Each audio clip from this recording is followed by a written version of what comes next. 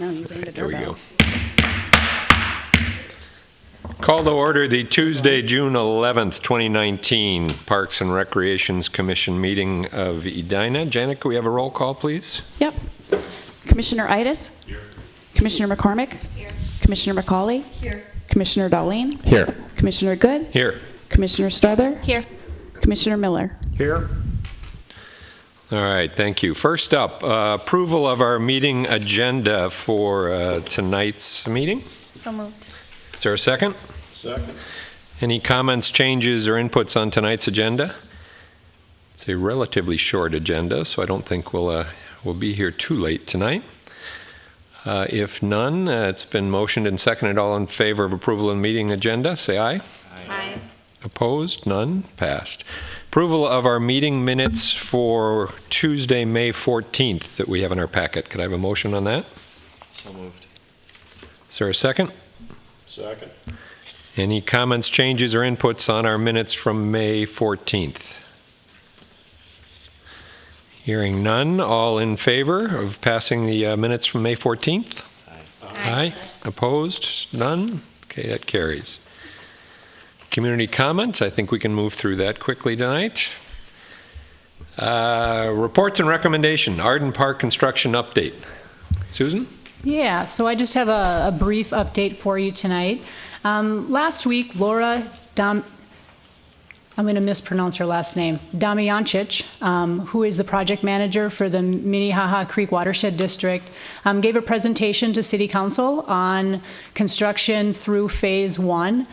She did a great job on the presentation. It was really the first time that the council has had any updates since the project was approved. So we have a substantial completion deadline of July 1st for our Phase 1 of the renovation project. It looks like we're going to meet that deadline. Everything is progressing as planned. So the work that's going to happen in the next few weeks, we'll be wrapping up preparation of the shelter building pad and the major utility connections to the building, continuing excavation of the stormwater swales and placement of the drain tile connecting the swales. We'll be constructing the stormwater infrastructure on the north end of the park and then really start on the trail work. So the north trail, which we're kind of calling the Oaklawn Trail, from the bridge to the boardwalk, and then also the main arterial trail and the secondary trails throughout the park. They're also going to be finishing the playground container and getting that ready for our playground installation in the fall, installing the 2 bridges. And tomorrow we'll be really starting on the shelter building. They'll be pouring the footings for that this week. So that is kind of what has been going on.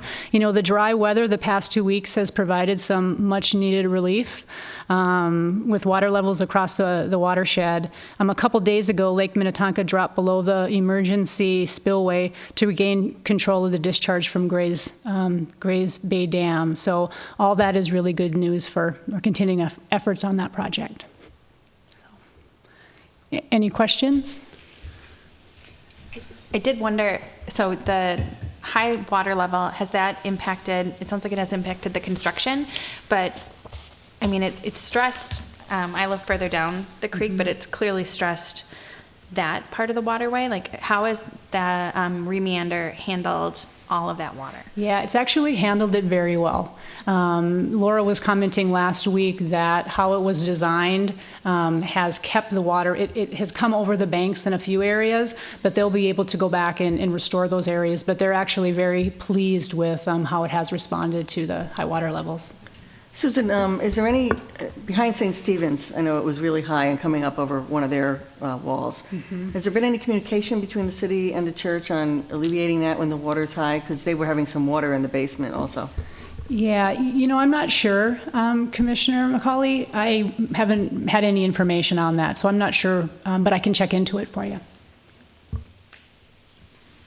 Susan, just one question. You said Phase 1 is done July 1st, and then you proceeded to talk about a lot of projects, so I got a little confused. What actually is the end of phase one, and what's the start of the rest? Yeah, just substantial completion. So all of the work will not be finished by July 1, but the majority of the restoration work on site will be. And they'll still be finishing up on like the stormwater swales and the trails.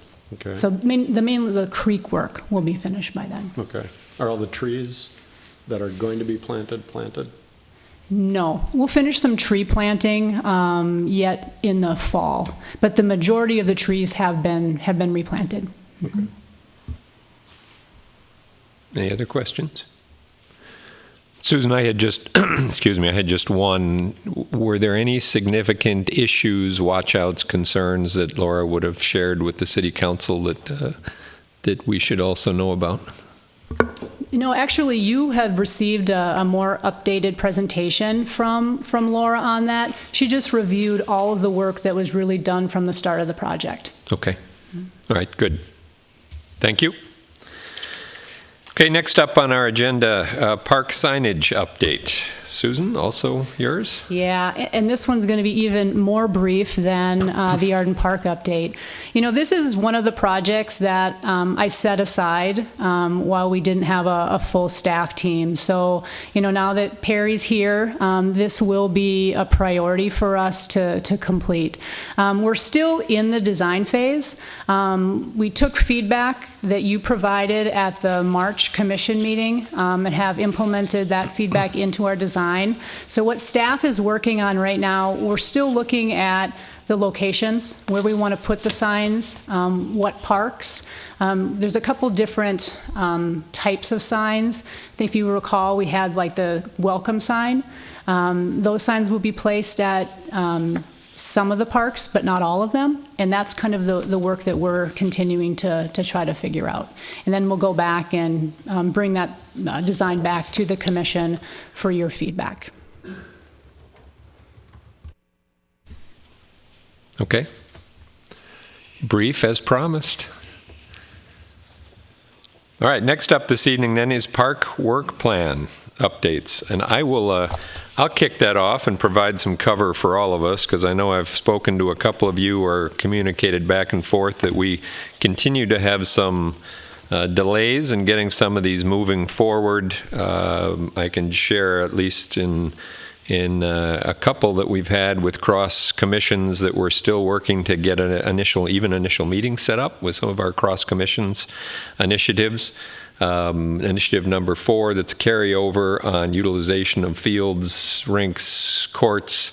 I will commit to our team to get our first meeting set up here in the next week or so we can get that one rolling as well. So I would at least at this point offer to each of you that if we have continued to see some delays, let's, as a commission, commit to 1 or 2 things that we'll make sure we get done in the month of June. And in July, we're going to have a little bit more exhaustive initiative by initiative review. But I know I heard also from Corin, and she's still trying to get an initial meeting set up on one of our initiatives as well. So we're into June. We're almost halfway through the year, so the calendar's moving quickly. But if anyone does have something they want to update on any of their initiatives, certainly speak up now. I will just say, I talked to Commissioner McCormick. I reached out to the staff liaison for the Human Rights Commission to see if there's anything we can do to get the ball rolling on Initiative 2, where the Human Rights and Relations Commission is the lead on it, but I think we're happy to take on the facilitating role or convener role if that would be helpful.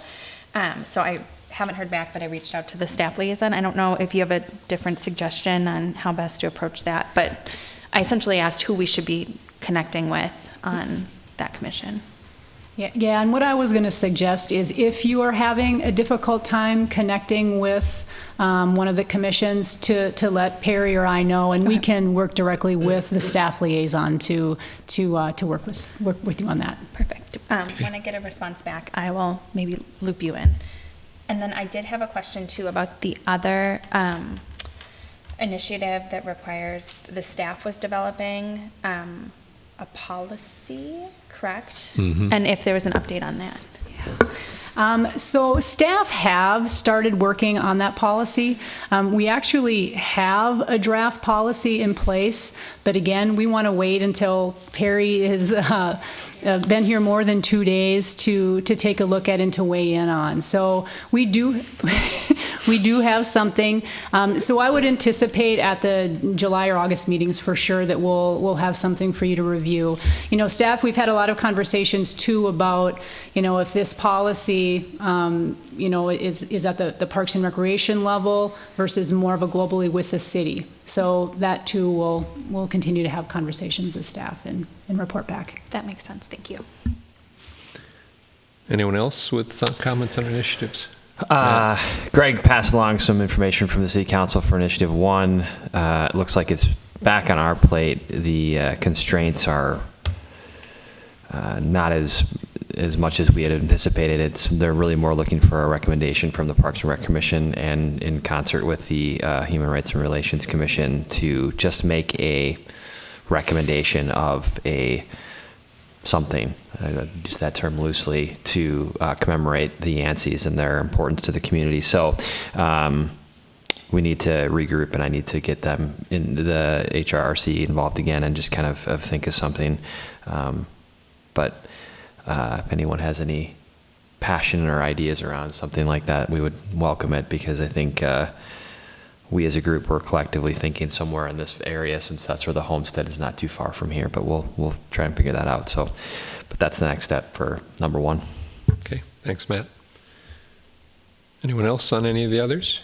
Mike? For number 5, for alternative funding, we haven't met in the last 4 weeks, but next week we'll meet with an outside marketing organization that has helped other cities put this same thing in place to help understand how to raise funds and value what they have as far as raising money, third party.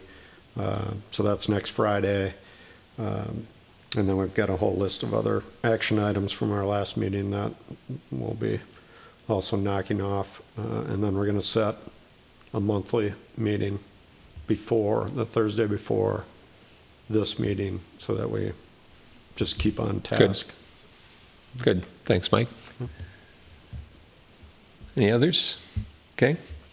Well, again, just to reiterate, appreciate the updates tonight. And for each of us that are leading an initiative, we'll just make a commitment. 1 or 2 things will get done here in June, and we'll have a bit more of a comprehensive review initiative by initiative in July. Okay? Thank you.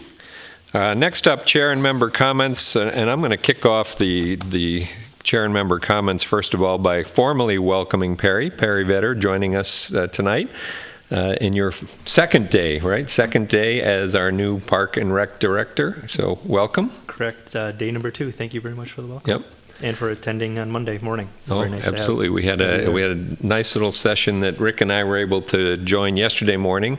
We're formally welcoming Perry, and I don't know if it was all, but certainly seemed like many of the members of the Park and Rec Department were able to take some time in the morning and join as well. So Correct. It was a very nice turnout from the Park and Recreation staff, as well as members of the city's leadership, and good. very appreciative. Well, Very welcoming. we have some time still on our agenda, so when it gets to staff comments, you can give a long introduction of yourself and your background, and Get comfortable. I plan you on have it. 60 seconds or so to get ready for that prep. We won't put you on the spot right away. Commissioners, any other comments this evening? Rick, I know you had something you wanted to share.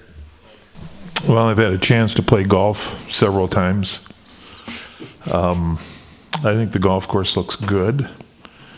I did send an email to 300 members of the men's club and gotten 80 replies back already. Some, I think, with good thoughts. So I think all in all, I think last Thursday, there were 387 people play on the regulation course and 155 on the academy, all at the same, well, not all at the same time, but so we had 500 and some golfers in one day. So it looks good. Joe's doing a good job. So, second comment, on May 15th, we had that VIP tournament, and I just wanted to go on record. Matt left early. and gave his tickets to his buddy next to him. The buddy won 2 major prizes, a $600 driver, probably a $300 pair of shoes. I think we've run out of time for any more comments on But this. again, on record, I just wanted to make sure Matt knew that what numbers were his and what were Greg's. But anyway, it was a fun event. Right pocket, left pocket. I I really- just had to look through all the tickets. For the record, Right. I did know that Okay. the tickets were accounted Good. for correctly. Good. Anyway, so that's my comments. Thanks, Rick. Others? Yep, go ahead, Julie. I wanted to ask a question about the playground surfaces. There's a few playgrounds that still have pea gravel, and I was at a park and there was a child with a walker, and it's not the most accessible surface, and I know we know that, but is there a plan to be replacing the remaining pea gravel play surfaces with the engineered wood fiber? Or is that something that we just sort of take as opportunities come up?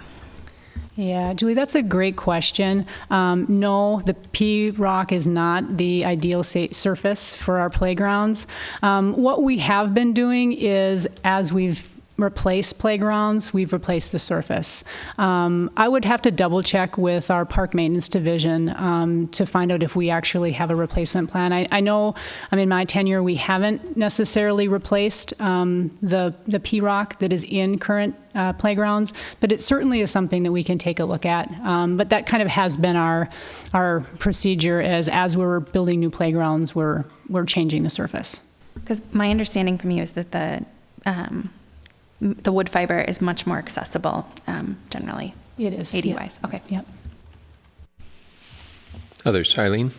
Yes, I just wanted to add, Rick left one thing out, that the gentleman who won on Matt's tickets, won that wonderful golf equipment, hadn't golfed in 3 years. So I hope he's going to get out more with his new equipment and golf. Now I'm ready to do it. Mike? 2 things. Nothing about golf, is it? It's different topics. Yeah. Not about your golf. Not about my golf. Or the fact that Rick's played probably every day. Not some, but it does involve Braemar. And Susan, it's a kind of a question to you. So the southeast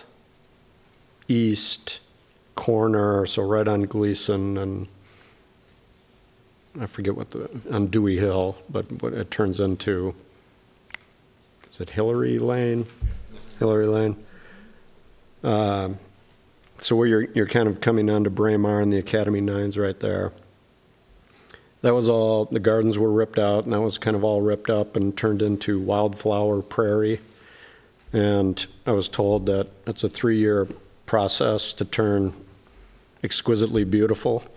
And I think we're in year 4, and it still looks like a dump site. And I don't know if we've still got this group on the hook to do something. I don't know if there's still a plan afoot, but it is, it looks bad.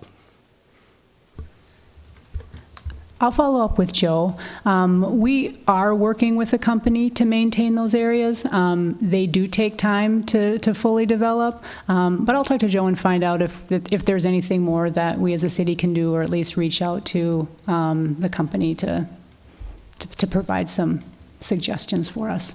Yeah, I think they've done a couple burns, but now it just looks like kind of burnt out, unplanned, like I say, a dump site. It doesn't look good. On the flip side, I just want to say that I continue to get excellent feedback from the citizens around Arden Park that say, boy, I was really on the fence, or boy, I was not for this thing at all. But even in its state now of still in repair, they can see that it's going to be really awesome. So they're very, very happy with the whole project. So I'm very happy to hear that. And I'm hearing the same thing, so I concur with Mike saying everybody's really loving it, how it's looking. Good. Thanks, Mike. Yep. Anyone else? I have a few that I'll add. In addition to the welcome to Perry, I also wanted to acknowledge Susan and the work that Susan has done, stepping in after Ann left in January. At least from my perspective of representing the commission, everything went very smoothly, so I appreciate your dedication, communication, and just keeping things moving right along forward. So thank you, Susan.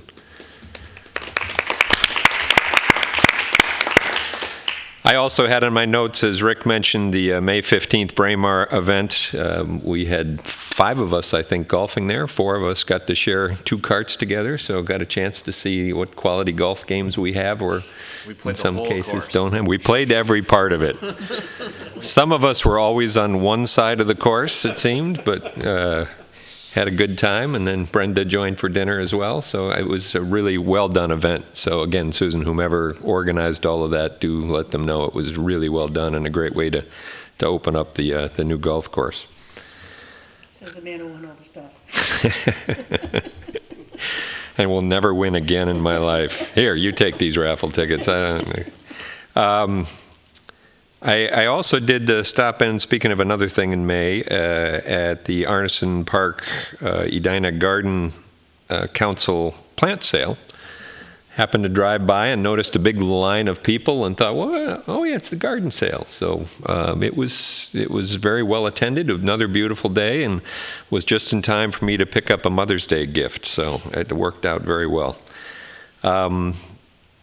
I had a resident inquiry on the status of the mountain bike trails at Braemar last week. I think we're all aware of where it stands. Perry's getting a quick introductory course to some of these issues as well. Susan and I had a chance to chat about it. They've been prioritized. We did that last year. Been approved by the city council and is kind of in a queue. It is in a queue with other things, just waiting for appropriate funding to come along. So just wanted to let the rest of the commission know that, at least from my perspective, I did get an inquiry. We will continue to communicate that message, but the community has an ongoing interest in seeing those mountain bike trails appear at Braemar. So hopefully we'll get to the point where that can happen. Mike? Very interestingly, I got a call from a customer of mine who didn't want to talk about work. He wanted to talk about the mountain bike trails at Braemar because he figured out that I was on this board, and he doesn't even live in Edina. He lives in Hopkins, and he's also very interested in it, and was actually quite concerned to hear that the Edina kids are riding all the way to Worth just to do their biking there. But Yep. I think maybe it's springtime, and so people are thinking about mountain biking again, but there's a lot of focus on it from the biking community. Absolutely. So, okay, thanks, Mike. The last point I think I had, Susan, I know in our meeting last month, Tiffany and Amanda reviewing the playground at Fred Richards had said, I believe the approval was supposed to come up to the city council in June. Is that still on their agenda for later this month? Yeah, we actually pushed that back. We're going to put that on the July 16th council agenda. Okay. And one of my updates is on the Fred. Okay. We have, the bid opening, so we'll just put them, both items on at the same meeting. All right, sounds good. Thanks. I think that's all I had. So at this point, I'll turn it over to Susan and Perry. So I just have a few updates before I turn it over to Perry to give his 60-minute self-introduction. We are in full swing with all of our summer programs. This week was the start of the majority of the programs, our playground programs, tennis, our golf classes. So it's been extremely busy in the office, and staff have been, working hard, answering phone calls, moving people from wait lists into programs, and just juggling rosters. But I think the positive news is that we're continuing to increase the number of participants in our programs.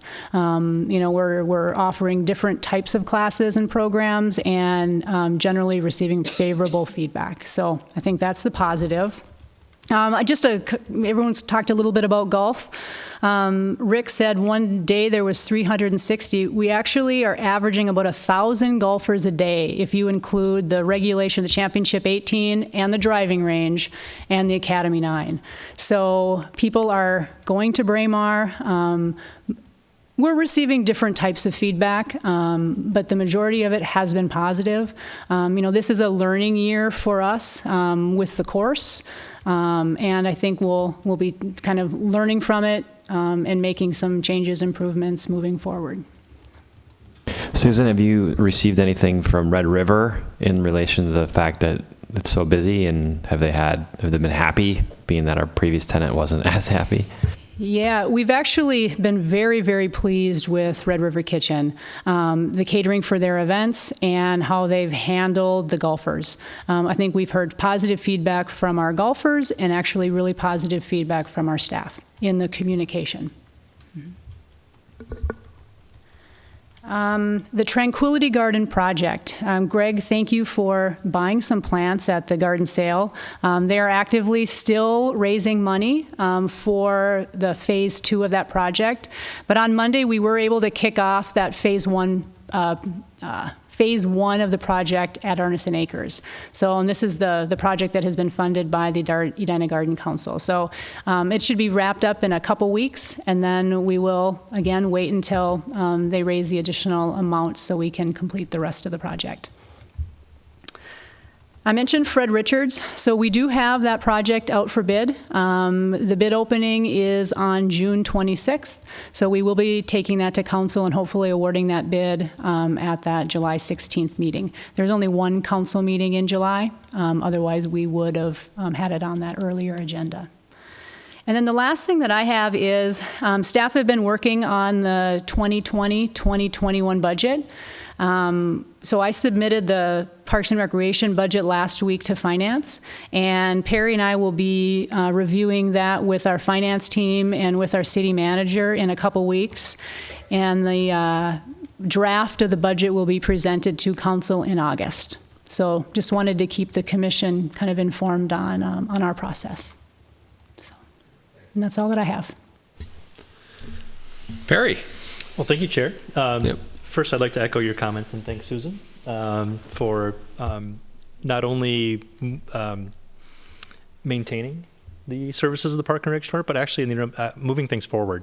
And I think that's always the key when you have, a change in staff is sometimes things just get stagnant. And from what I've been able to tell, that has not occurred. It's just things have moved forward, things have improved. So that's even more exciting. And to the Janet as well and the rest of the Park and Recreation staff to be so welcoming to me in these first 2 days and leading up to my start.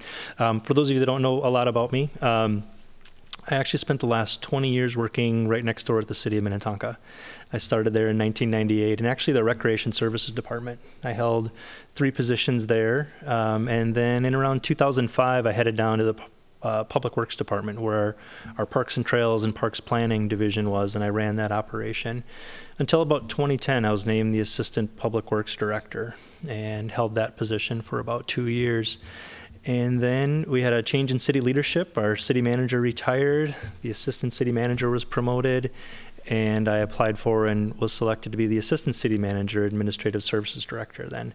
And I spent the last 7 years doing that, where I oversaw, citywide budgeting, citywide capital planning.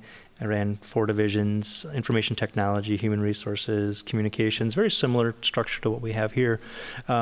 But what really attracted me to this position was not only just the high quality staff that you have working here, very professional, very talented, all of the operations that you discussed this evening, from the enterprise funds, programming, the parks you have going, the natural resources, amenities, was that this position kind of put all of my experience into one, which I didn't really have that opportunity in Minnetonka because we have a relationship with Hopkins.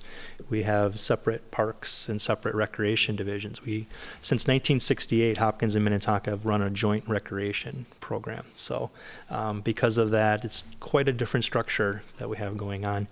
Back then, Hopkins was the bigger city, which has changed quite drastically. So there's always a good relationship with Hopkins going through that. but I bring kind of that experience in all those different areas. I've been able to be not only within the realm of parks and recreation, but also be an advocate. For my entire tenure, I've been a board liaison to the Park and Recreation Commission there as well. So it's I've always, throughout my tenure, had my hands kind of in certain things for that realm.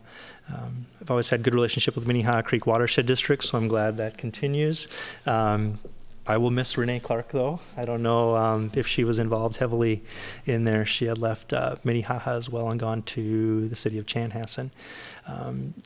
Part of the other piece of I noticed in your work plan is I was also the staff liaison that led our Minnetonka efforts on the government alliance and race equity work. So we were also a GARE cohort member over the past 12 years. So seeing that in your work plan is also exciting to me, that I can contribute in that way, hopefully, to the board and the staff's work. So,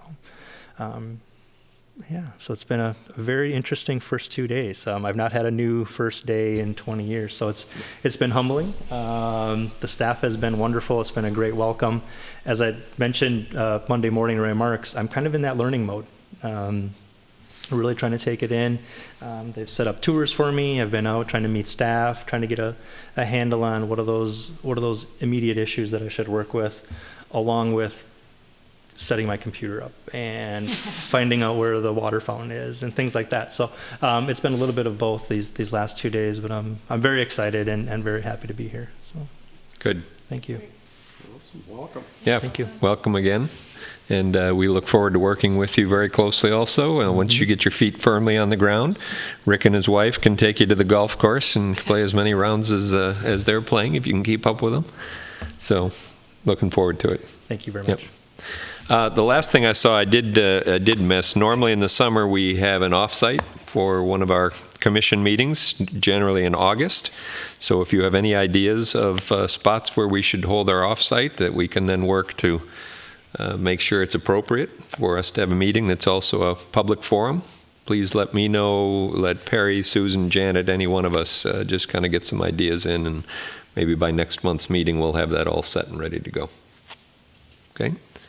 Any last comments pop to mind? If not, I'll entertain a motion to adjourn. So moved. All in favor? Aye. We're adjourned.